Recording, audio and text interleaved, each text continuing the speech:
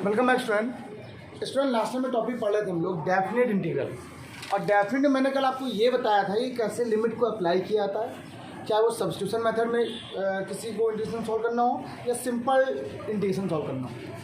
आज मैं आप लोग को वो क्वेश्चन बताऊंगा कि अगर आपके पास कोई बाई पार्ट का इंटीग्रल आ जाए, बाई पार्ट का, अगर आपके पास बाई पार्ट का इंटीग्रेशन आ जाता है तब आप लिमिट कैसे अप्लाई करोगे। तो ये आपके दिमाग में तो बस एक ही बात चल रही है, बात ही चल रही है कि सर जहाँ पर इंटीग्रेशन होता है उसी पार्ट में लिमिट लगाते हैं। बट ऐसा कुछ नहीं है, लिमिट हमेशा एक्स पे लगानी है। थोड़ा सा मेरी बात सुनिए, 3 क्वेश्चन जरूर लिखे मैंने आपको, लेकिन ये तीनों क्वेश्चन अपने आप में टफ है। मैं एक छोटा एग्जाम्पल लेके ऐसे बताऊंगा पहले आपको। मान लिया मेरे पास कोई क्वेश्चन लिखा हुआ है i = क्वेश्चन है 0 से पाई या 0 से π/2 x sin x मान लीजिए।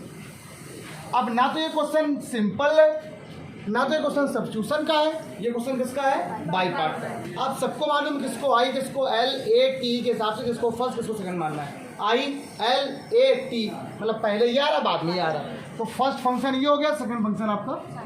तो फॉर्मूला क्या होता है, लिमिट भूल जाओ अभी आपने क्या कहा, first into integral of second minus cos x. ठीक, तो आप पता क्या बोलोगे, आप कहते हो सर जिसका इंटीग्रेशन लगा वहीं से लिमिट लगेगी, आपके पास लिमिट वही लगेगी। लेकिन रूल ये नहीं होता।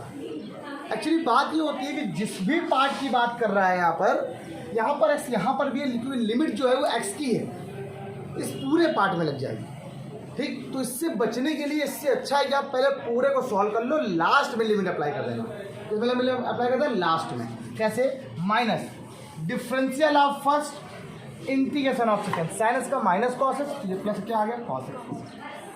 क्या कि बच्चों कोई दिक्कत है, लिमिट 0 से π/2। अभी क्वेश्चन को लिखा नहीं मैंने पूरा, अभी लिखते हैं x बराबर माइनस का x कॉस है। अभी सॉल्व नहीं, ये क्वेश्चन गलत है, ध्यान रखना।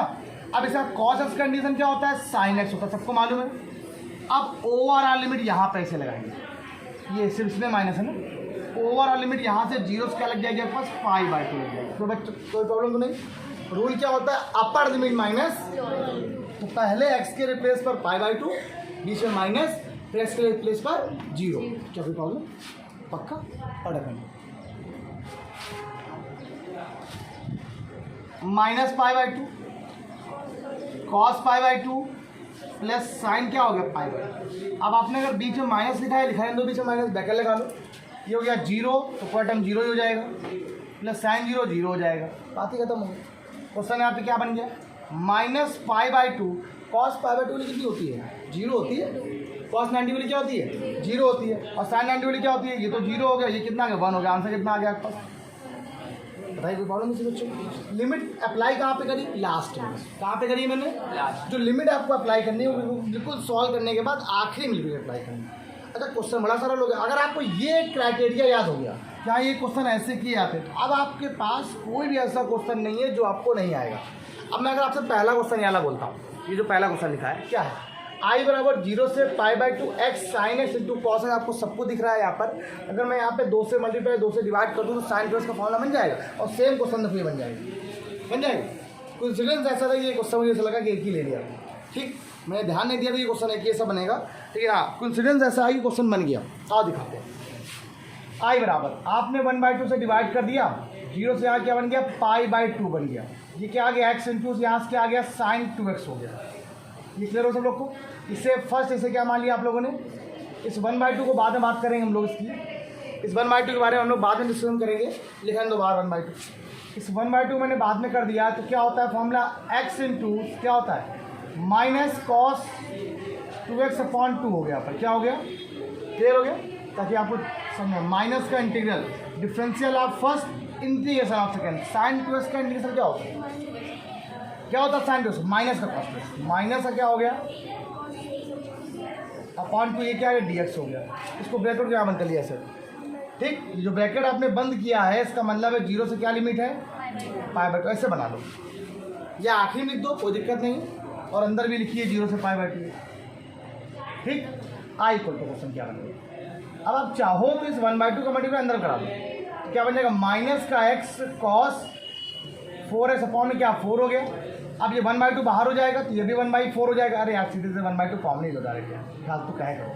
1/2 कॉमन आ रहा है कि नहीं आ रहा है, 1/2 4 रहेगा, माइनस का x cos 2x और cos x का कंडीशन क्या होता है, sin 2x अपॉन 2 हो जाएगा। तो प्लस यहाँ से क्या आ गया, sin 2x अपॉन 2, यहाँ से लिमिट क्या लगे 0 से, बताओ कोई बच्चों को प्रॉब्लम तो नहीं, अपर लिमिट माइनस तो अप्लाई कर जैसे यहाँ पे किया, बिल्कुल सेम रूल को बताया आपको, इसलिए क्वेश्चन आपको बड़ा वाला क्वेश्चन ज़्यादा सरल हो जाएगा। तो अपर लिमिट क्या होगी, यहाँ लगा दो, तो जब अपर लिमिट लगाओ तो minus pi by 2 cos pi बच जाएगा प्लस साइन पाई अपॉन 2, बीच में माइनस, लोअर लिमिट लगाओगे 0 बन जाएगा, साइन 0 वैल्यू 0 हो जाएगी, पूरा टर्म 0 हो गया, कोई बात ही नहीं, खत्म हो गया। अब देखो कॉस पाई फॉर्मूला बताया था, कॉस ऑड पाई ऑलवेज क्या होता है, -1 होता है, ऑलवेज क्या होता है -1। आई की वैल्यू पास क्या आ गई है 1/4, तो पाई बाई 2 और साइन पाई, साइन एनी पाई 0, साइन एनी पाई, तो आंसर आपके पास क्या आ गया पाई बाई 8 आ गया। कितना आ गया आपके पास पाई बाई। एक क्वेश्चन देखो आपको ये, अगर मैं इस लिमिट को भूल जाऊँ तो टाइप 3 है ये, शायद टाइप 3 या 4 है, याद है आपको कंटिन्यूट पढ़ाया था मैंने, और टाइप 3 या 4 बताया था स्क्वायर वाले क्वेश्चन। कहीं भी स्क्वायर आ जाए तो किससे डिवाइड करते हैं, कॉस स्क्वायर से डिवाइड, याद आया क्या, कॉस स्क्वायर से या साइन स्क्वायर से, तो आप कॉस स्क्वायर से डिवाइड कर लीजिएगा सब लोग। अगर ना करो तो भी क्वेश्चन बड़ा सरल हो गया। कैसे सर, अगर कॉस एक्स को टी माने तो बड़ा सरल हो जाएगा भाई। अगर मैं यहाँ पर कॉस एक्स को टी मान लेता हूँ तो कॉस एक्स का डिफरेंशियल माइनस का साइन एक्स डी एक्स को क्या हो गया डी टी, क्वेश्चन बड़ा सरल हो गया। साइन एक्स डी एक्स क्या आ गया, अब आंसर बताओ कितना इजी हो गया क्वेश्चन। अब आई बराबर बीच में माइनस है, इसके रिप्लेस में क्या आ गया डी टी हो गया, और अपॉन में क्या आ गया 1 प्लस, हमें आता है क्वेश्चन पूरा कर देंगे हम, लेकिन लिमिट कैसे चेंज करें, मेन मकसद तो लिमिट का है। तो लिमिट चेंज कहाँ से होती है, यही लिमिट चेंज होगी यहाँ से, कहाँ से, cos x equal to T है, अभी लिमिट किसकी है एक्स की है, अब लिमिट किसकी निकलेगी टी की। अगर एक्स की वैल्यू क्या है यहाँ पर 0 है, लोअर लिमिट एक्स की वैल्यू यहाँ पर करो, तो कॉस 0 वैल्यू क्या होती है, तो लोअर लिमिट यहाँ पर टी कितनी आ गई, एक्स की अपर लिमिट क्या है पाई बाई लगाओ 0, तो टी की वैल्यू कितनी आ गई 0 आ गई है, और टी की वो वैल्यू क्या होगी अपर लिमिट बन जाएगी, कोई बच्चों को दिक्कत तो नहीं। अब ये फॉर्मूला किसका होता है, अगर मैं माइनस बाहर लगा देता हूँ तो ये कॉट इनवर्स इसका फॉर्मूला बन जाएगा, लेकिन चलो ठीक है माइनस लगा दिया, ये किसका फॉर्मूला है tan इनवर्स टी का, लिमिट क्या लगी 1 to 0, फॉर्मूला होता है upper limit minus tan inverse 0 minus tan inverse 1, और इसकी वैल्यू 0 ही होती है, इसकी वैल्यू पाई बाई 4 होती है, तो minus pi by 4 minus minus कितना आ गया प्लस का पाई बाई 4, ये आपका क्या आ गया आंसर होगा। मुझे लगा था ये क्वेश्चन थोड़ा लंबा है, ये सारे क्वेश्चन एग्जाम में पूछेगा, ये सबसे ज़्यादा बार पूछा गया क्वेश्चन में से, ये सबसे ज़्यादा पूछा गया क्वेश्चन में से एक है जो नॉर्मली आता है। अगर मैं आपसे कहता हूँ कि जब भी कभी नॉर्मली क्वेश्चन पूछेगा तो ऐसे ही क्वेश्चन पूछेगा, लेकिन जब कोई इस चैप्टर से टफ क्वेश्चन पूछता है तो वो क्वेश्चन हमेशा प्रॉपर्टी का पूछता है, वो प्रॉपर्टी मुझे कल से पढ़ानी, मतलब मेन डेफिनेट की बात करूँ तो कल वही स्टार्ट होती है, ये तो बेकार है, ये तो पूरे डिफरेंशियल इंटीग्रेशन है, वो जो मेन है ना वो ये नहीं है, मेन वाला दूसरा टॉपिक इसके बाद ही स्टार्ट होगा, वो जो मेन वाला है ना वो जस्ट अगले कल से स्टार्ट होगा, जब ये खत्म हो जाएगा तो कल से वही स्टार्ट होने वाला मेन टॉपिक। और अगर जिस बच्चे ने वो छोड़ दिया या जिन बच्चों ने कल वो लीव कर दिया या कल वो नहीं आए या जिन बच्चों ने वीडियो नहीं देखी उसकी, तो मैं मेरा वो प्रॉमिस है, प्रॉमिस क्या यार मैं बता ही दे रहा हूँ, उसके बिना आपको कुछ आएगा ही नहीं। आप भूल जाना कि आपको एप्लीकेशन ऑफ इंटीग्रल आ जाए, फिजिक्स के क्वेश्चन आ जाए, आपको आएगा ही। किसी भी एग्ज़ाम का आप पेपर नहीं निकाल सकते हो उसके बिना। ये वो चैप्टर है जिसमें पेपर में क्वेश्चंस आते हैं, रियल में क्वेश्चंस आता हो, इतने बड़े बड़े क्वेश्चन होते हैं 2-2 पेज के, लेकिन तुम लोग आंसर एक लाइन में निकालोगे जब आपको उस चीज़ की ट्रिक पता होगी। अभी रिसेंटली क्वेश्चन एग्जाम में आया था, इंटीग्रल 0 to π/2 log साइनस का फॉर्मूला को आंसर क्या होता है। आप अपनी बुक पे 2 पेज और आगे बढ़ के देख लेना, उसका आंसर -π/2 log 2 आंसर है, चेक कर लो चाहे। ठीक, किस में आया था, GIC लेक्चर में अभी एग्जाम हुआ है जो, ठीक, और आश्रम पद्धति एग्जाम उसमें भी आया था, पीसीएस में तो हर साल पूछता है। ठीक, 4 क्वेश्चन आए थे, 4 इस चैप्टर से, और वो 4 क्वेश्चन सारे क्वेश्चन कम से कम 2-2 पेज के हैं सॉल्व करने के, कोई सॉल्व नहीं करते, सारी स्टैंडर्ड वैल्यू याद रखनी पड़ती। अगर आपको आता है, आपकी प्रैक्टिस अच्छी है तो आप कर लोगे, आपको पता होता है ये क्वेश्चन तो 10 बार लगाओगे, एक बार दे रहे सर यहाँ ऐसे से करोगे, ऐसे सॉल्व कर लो। लेकिन कब? जब तुम्हारी प्रैक्टिस अच्छी होगी, जब प्रॉपर्टियाँ याद होंगी सारी। बताऊंगा प्रॉपर्टी कैसे याद करनी है, प्रॉपर्टी के विद प्रूवमेंट बताऊंगा। ऐसे नहीं कि आपको करवा दिया, विद प्रूवमेंट प्रॉपर्टी पूरी बताऊंगा, ध्यान रखना। चाहे पेपर में आती हो चाहे ना आती हो, मैं पूरी प्रॉपर्टी की प्रूवमेंट बताऊंगा। जैसे मैंने इंटीग्रेशन में आपसे क्या कहा था कि जो स्टार्टिंग के प्रूवमेंट थे मैंने बता दिए, बाद वाले प्रूवमेंट मैंने आपसे बोला है, बुक में बिल्कुल एस्टिस लिखे हुए हैं, स्टैंडर्ड वैल्यू जैसा कि एक्स बराबर यहाँ पर क्या लिट करना है, यहाँ पर ये लिट करना है, क्योंकि मैंने क्वेश्चन बता दिया आपको, उससे रिलेटेड सारे क्वेश्चन बता दिए, तो प्रूवमेंट अपने आप हो जाएंगे। कर लीजिएगा सभी लोग, ठीक, ध्यान रखिएगा। ये क्वेश्चन नहीं सॉल्व, ये क्वेश्चन सॉल्व नहीं होता है, बाई पार्ट में क्वेश्चन करवा चुका हूँ, लिमिट ना लगी हो तो भी समझ लो। इसको आपको क्या करना पड़ेगा, कॉस टू एक्स के फॉर्मूले में तोड़ना पड़ेगा। तो पहले तो आप यहाँ पर कॉस टू एक्स का फॉर्मूला बताइए क्या होता है। 1 माइनस 2 स्क्वायर इधर ले जाओ, तो यहाँ से आपके पास जो साइन स्क्वायर एक्स का फॉर्मूला बनेगा वो 1 minus cos two x upon क्या आ गया, तो आई बराबर यहाँ से क्वेश्चन क्या बन गया भाई, देखो इसके रिप्लेस पर क्या आ गया, x 1 minus cos two x upon 2, zero से क्या बन गया, पाई बन गया क्वेश्चन में, ये dx हो गया। आई इक्वल टू यहाँ से क्वेश्चन क्या हो गया 1/2, एक बार इसका अलग कर दो, एक बार इसका अलग कर दो, तो x 0 से पाई, क्योंकि क्वेश्चन आपको बहुत सरल हो जाएगा। यहाँ पर ब्रैकेट लगा दीजिएगा, माइनस का 0 से पाई x cos 2x। अब मैं अगर आपसे कह दूं कि मैंने जस्ट अभी क्वेश्चन ये वाला बताया है, x cos 2x यहाँ पे लिखा हुआ है, यहाँ पे क्या लिखा हुआ है, x sin 2x लिखा हुआ है। अगर यहाँ पर cos है, यहाँ पे sin है, क्वेश्चन में कुछ चेंजमेंट है क्या, तो जहाँ cos था वहाँ sin आ गया, जहाँ sin था वहाँ पर क्या नहीं कर पाओगे, ये आपके लिए होमवर्क हो गया। मैं आपसे कहता हूँ कि अगर मैं 4 क्वेश्चन करवा रहा हूँ, 2 आपसे लगवा देता हूँ, तो आपको प्रैक्टिस हो जाएगी। जल्दी क्वेश्चन करिए, फटाक से, बहुत लंबा क्वेश्चन बताते हैं, इसके बाद अलग मज़ेदार क्वेश्चन, मज़ा आ जाएगा, पैसा वसूल हो जाएगा। देखिए बेटा, ये 2 क्वेश्चन है, गजब यूनिक क्वेश्चन। अच्छा पहले मैं इसको बताता हूँ, देखिए छोड़िए दोस्तों, ये दोनों अच्छे हैं, अच्छा कोई पूछो पहले यही देख लो। रूल क्या होता है पता है आपको, कॉस स्क्वायर से डिवाइड, याद है आपको, कभी भी ऐसा करना आ जाता है तो क्या करते थे, कॉस स्क्वायर से डिवाइड। यहाँ जरा कॉस स्क्वायर से डिवाइड करो जरा ऊपर नीचे, जब आपने कॉस स्क्वायर से डिवाइड किया तो आई इक्वल टू 0 to π/2, ये वैल्यू क्या है बेटा आपके पास, sec square x upon a square plus b square ten square x dx हो गया। आई इक्वल टू, थोड़ा क्वेश्चन को थोड़ा मैनेज करो जरा। ये क्वेश्चन क्या लिखा हुआ है, सेक स्क्वायर एक्स अपॉन, ये लिखा है ए स्क्वायर, इसको लिख दिया आपने बी 10x का होल स्क्वायर, ये dx हो गया।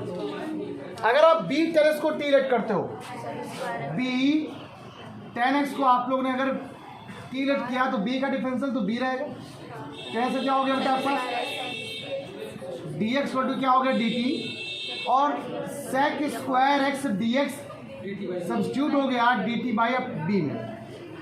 अब इस क्वेश्चन को थोड़ा सा अगर और अच्छा किया जाए तो लिमिट नहीं पता, ये आ गया 1/b अपॉन में आ गया, dt अपॉन में क्या आ गया, a स्क्वायर प्लस क्या हो गया t स्क्वायर। लिमिट अप्लाई करें, पहले लिमिट बनाएं, लिमिट बनाना ही तो सीखना है। चलिए पहले लोअर लिमिट लगो जरा इसके स्थान पर, तो क्या बन गई 0, तो t की भी लिमिट कितनी आ गई बेटा आपको, π/2 रखो, यहाँ पे कितना आ जाएगा 10 π/2 बोलो इन्फिनिटी होती है, क्या होती है इन्फिनिटी में कुछ भी करो इन्फिनिटी आने वाला है, आपको सबको मालूम है बात, कोई दिक्कत नहीं, नो प्रॉब्लम, अच्छे से आ जाएगा, क्लियर है। ये फॉर्मूला किसका होता है सबको मालूम है, 1/b 1/a, ए तो यही है, tan inverse t upon a, और लिमिट यहाँ लग जाएगी यहाँ पर, इससे कॉन्स्टेंट का मतलब नहीं, 0 से इन्फिनिटी होगी। तो i इक्वल टू क्वेश्चन यहाँ से क्या आ गया 1/ab, upper limit minus tan inverse, upper limit क्या है infinity upon a minus tan inverse 0/a। अगर मैं आपसे कहूँ ये तो 0 हो गया, ये क्या आ गया, tan इन्फिनिटी की वैल्यू होती है 10 π/2, तो 10 कैंसिल, π/2 आ जाएगा आंसर, कितना आ जाएगा 1/ab इंटू यहाँ से क्या आ गया π/2, तो आंसर क्या आ गया π/2ab। मैंने आपसे क्या कहा था, अगर आप ऑप्शन लिखे होंगे तो मैं तुरंत बता दूंगा, π/2ab देखो आंसर आ रहा है, मैंने आपसे कहा था या तो π² होगा या तो π/2ab होगा, ठीक, जो ऑप्शन हो मैं देख लेता, π² तो होता ही नहीं, तो π² यहाँ पे आता ही नहीं, इंटू, समझ गए, तो π/2ab देखो आया आपने, इसकी वैल्यू 0 हो गई, इसकी वैल्यू क्या हो गई tan इन्फिनिटी, अरे tan inverse infinity, infinity value किसकी होती है 10 में, 10 90 की, 10 कैंसिल, 90 बचा, 90 मतलब π/2 अपॉन में चल, इन्फिनिटी अपॉन ए करो कितना आएगा, इन्फिनिटी तो आएगा, इन्फिनिटी में कुछ भी जोड़ो, कुछ भी घटाओ, किसी भी डिवाइड करो, आंसर क्या आता है? इन्फिनिटी आता है। इन्फिनिटी का सबसे बड़ा नंबर, इससे बड़ा नंबर कोई है ही नहीं। आपसे पूछता है लार्जेस्ट नंबर कौन सा हो? इन्फिनिटी। फिर इन्फिनिटी कोई नंबर है नहीं होता है। लार्जेस्ट नंबर की बात ही नहीं हो रही यहाँ पर। अगर मैं आपसे कह रहा हूँ largest number not countable, uncountable है वो। इन्फिनिटी को काउंटिंग, और इन्फिनिटी कोई नंबर ही नहीं है। इन्फिनिटी कोई नंबर है क्या? क्या है बताओ? अच्छा तो यही तो बोल रहे हैं, ठीक है, गलत तो नहीं बोला, लेकिन सही बात कही है। इन्फिनिटी कोई नंबर नहीं होता, ये तो मैं भी कह रहा हूँ, इन्फिनिटी कोई नंबर नहीं होता। हाँ सही बात है। आइए देखते हैं, ये जो अगला क्वेश्चन आपको दिया गया है, ये क्वेश्चन दो तरीके से पूछता है। अगर इसी क्वेश्चन को थोड़ा एक्सपेंड करके मैं ऐसे लिखते हैं 0 to π/4 2 sin x into cos theta upon में साइन की पावर 4 थीटा प्लस कॉस की पावर 4 थीटा डी थीटा, ऐसे लिखा हुआ है। और यहाँ पर 2 ना लिखा होता, एक क्वेश्चन ये बन गया, फिर 2 से मल्टीप्लाई 2 से डिवाइड कर लेते हैं हम लोग। ये ध्यान रखना। इस क्वेश्चन में लॉजिक सी बात है कि सिंपल, जैसे यहाँ पर कॉस की पावर डिवाइड किया, वैसे यहाँ पर कॉस की पावर 4 से डिवाइड कर देंगे, इतना अंतर। डिवाइड किससे किया? कॉस की पावर 4 से। आओ देखेगा 0 to जरा पावर में आना, कॉस की पावर 4 से करो, ये क्या बच जाएगा? 10 की पावर, ये प्लस का वर्ग, ये 2 रहेगा। कॉस की पावर 4 से डिवाइड किया जाए, देखो सुनना, sine theta into cos theta upon cos की पावर जब 4 से डिवाइड किया है तो एक कॉस से कॉस करने से 3 बच गया। साइन अपॉन कॉस क्या होता है? 10 होता है। क्या होता है? और बचे 2, तो 10 क्या आ गया आपके पास? Sec square theta d. अब क्वेश्चन देखो, आपको बहुत सरल सा बना दूंगा, बिल्कुल घटिया क्वालिटी क्वेश्चन कर दूंगा। कहोगे सर ये क्वेश्चन था कोई? अब इस क्वेश्चन को थोड़ा अरेंज कर रहा हूँ मैं एक बार और। 0 to π/4 2 tan थीटा इंटू यहाँ से क्या आ गया? Sec square theta d theta upon 1 plus tan square theta का होल स्क्वायर। ठीक, नाउ tan स्क्वायर थीटा को कंसीडर कर लिया, क्लियर? वो निकल गया। इसका डिफरेंशियल क्या होता है? 2 tan theta into sec square theta d theta equal to क्या आ गया? हमें तो ऐसा दिख रहा है, हट गया। पूरा क्वेश्चन बहुत सरल हो गया। आई इक्वल टू क्वेश्चन क्या आ गया? लिमिट नहीं पता, छोड़ दिया, 1/1 प्लस डी टी। अब लिमिट टी की है तो वर्धन कह रहा है सर x की वैल्यू, थीटा की वैल्यू 0 रखो तो tan 0 की वैल्यू 0 होती है, तो t की वैल्यू कितनी आ गई? अब यहाँ पर π/4 रखो तो π/4 की वैल्यू 1 होती है, 1 का स्क्वायर भी 1 होता है, तो आंसर कितना आ गया? 1 हो गया। ये फॉर्मूला किसका होता है? tan इनवर्स t, और लिमिट क्या लग गई? 0 to 1, अपर लिमिट माइनस, तो ये क्या आ गया? tan π/4। तो यहाँ बचेगा सिर्फ π/4 माइनस 0, डेट्स मीन क्या आ गया? π/4 आंसर। इसका क्वेश्चन π/4 आता है। 2 क्वेश्चन क्लियर हुए। और बताऊँ क्या? ऐसे ही बताऊँगा बार बार। मैं क्या कर रहा हूँ पता है? मैं सिर्फ इंटीग्रेशन सॉल्व कर रहा हूँ रोज। मैं इंटीग्रेशन कर रहा हूँ, ये मैंने कुछ नया करा है क्या? अच्छा, यही क्वेश्चन जब उस समय थे तो बड़े लग रहे थे, आज क्वेश्चन क्यों अच्छे लग रहे हैं? कि आपको आते हैं, आप पढ़ चुके हो। जिसने नहीं पढ़ा फिर नहीं आए, भूल जाए क्वेश्चन आपको आ सकते होंगे। ये स्पेशल क्वेश्चन में से एक। Pause the video, note it down. Hello, हाँ तो बच्चों सुनिए, कुछ क्वेश्चन मैंने आपको करने ले दे दिए। ये रहे क्वेश्चन। आज क्वेश्चन आप लोग होमवर्क ले लो, कर दो। ये वो था जो आपको मुझे थोड़ा बहुत समझाना था। अगर मैं आपसे ये कह दूँ कि इनसे कोई ज़्यादा मतलब नहीं है, लेकिन ये नहीं आएगा तो आपको कुछ भी नहीं आएगा। सेकेंड थिंग, कल से मेन जो डेफिनेट का कॉन्सेप्ट है वो कल से स्टार्ट होने वाला है। आप अगर ये बात ध्यान दो, कॉन्सेप्ट डेफिनेट का होता क्या है? तो जो मेन लिमिट अप्लाई करनी होती है, या मेन जो लिमिट के फॉर्मूले होते हैं, जो प्रॉपर्टी होती है, उनको मेन मुझे बताना है आपको। और वो बहुत इंपॉर्टेंट है भैया, उन्हीं को आपको ध्यान रखना है।